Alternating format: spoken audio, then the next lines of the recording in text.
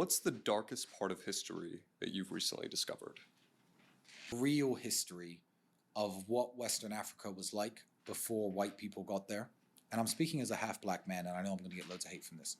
How bad South Africa was before white people got there, and how the slave trade worked, and how the slave trade in the United States was able to bring over so many African men, my ancestors, to that continent.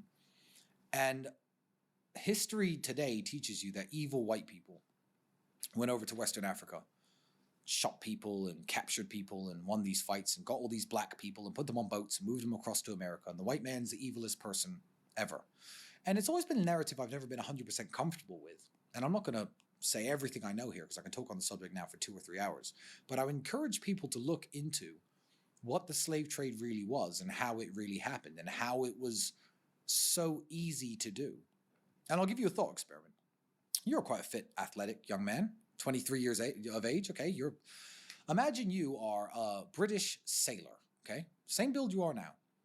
You've been sailing for 3 months on this little wooden ship, eating nothing but hardtack. You got scurvy, you're sick, you're malnutrition, okay? We put you on the coast of Africa. It's 49 degrees, okay? You're in a thick red cotton jacket, and I give you a musket, a gun, a weapon of death. And I say, okay, here we are.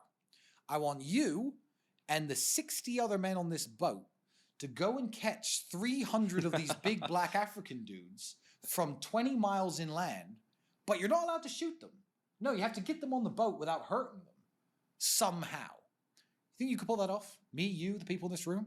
0% chance. I know you're not allowed to say it because you're whiter than me. You're not mixed race. You can't say, oh, that doesn't make sense. I think I have an idea of who could pull it off. Yeah, well, exactly. All the other black people who had all these wars with each other and were waiting on the beach with all their fellow Africans saying, here, take them, give us some more guns, we'll win the next war. Easy, boom, shoot half of them, capture half of them. And the slave trade just worked like this.